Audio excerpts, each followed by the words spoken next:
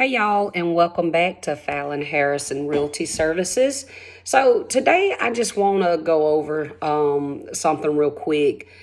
I almost every day I get a phone call or a message of some sort, a DM, and it's with people asking me, hey, do you mind going over with me to the steps I need to take in order to buy a house? So just decided I'll put a little bit of information out there, something to help a lot of you get started.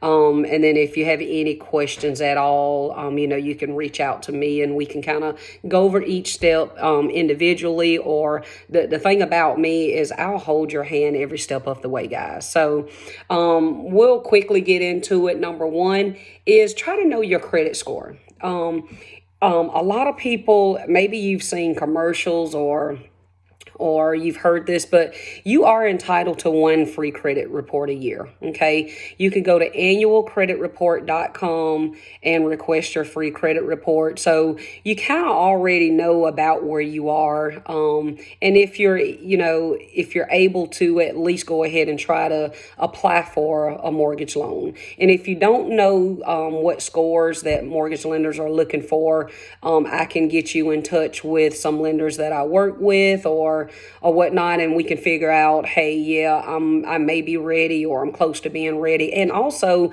you may not be that far off. It may be just a few things you need to do to be able to move forward. Number two is figure out how much house you can afford. I guess I shouldn't say much house because we're in the preliminary stages.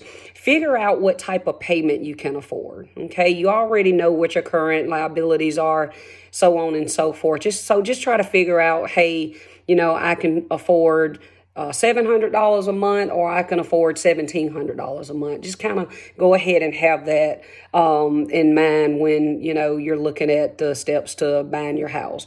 Number three is find a realtor, and that would be moi. No, find the right realtor. There's a thing called, what word am I looking for? There's a thing called chemistry. Okay. Sometimes you get locked into you get locked into agreements where you may choose to work with a realtor on one deal for one day, or you may choose to work with a realtor for up to 6 months. Some people do up to a year. So just find the right realtor that's going to help navigate you through to that perfect home. Number four is we need to get pre-approved. Okay. By getting pre-approved, you're just going to reach out to a lender. They will determine, how much you can afford by your debt to income ratio. And I think we've talked about that maybe in the last video. If not, I'm going to do a video only on debt to income in the near future, in the next couple of weeks. So y'all stay tuned, but need to get pre-approved. You don't want to be out there shopping. You fall in love with something, find out that you cannot afford that house. So getting pre-approved is probably, it should be number one, but that is one of the most important things in the process to get pre-approved by a lender.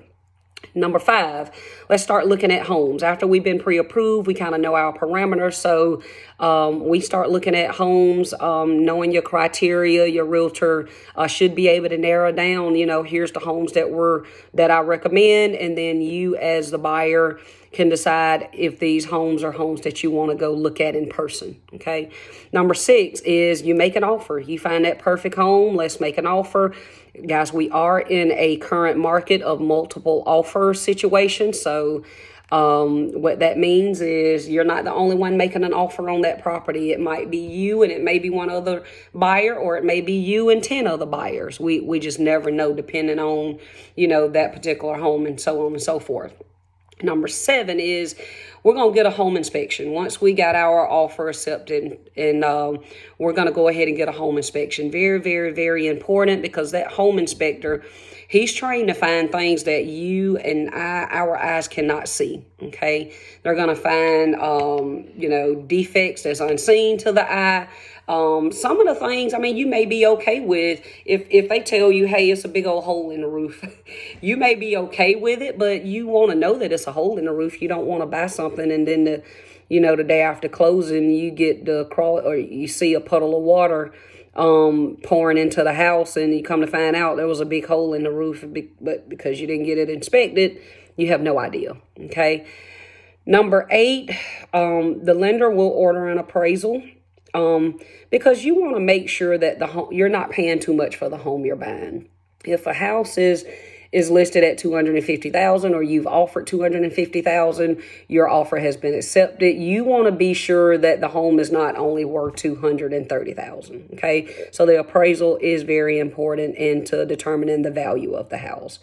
Number 9 is paperwork. You are working with the lender. Lender is working with usually the attorney's office. We're getting title work done. You're clinching in your homeowner's insurance, just things like that, tying up loose ends, because by you getting a loan on the house, home insurance will be required. Okay. And number 10, we're going to closing. We're closing on the house. You get the keys. Everybody's happy. Everybody's smiling. Now you've referred Fallon to 100 of your friends and family.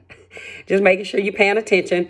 Guys, if you have any other questions, feel free to reach out to me anytime. Fallon Harrison, 864-980-2128.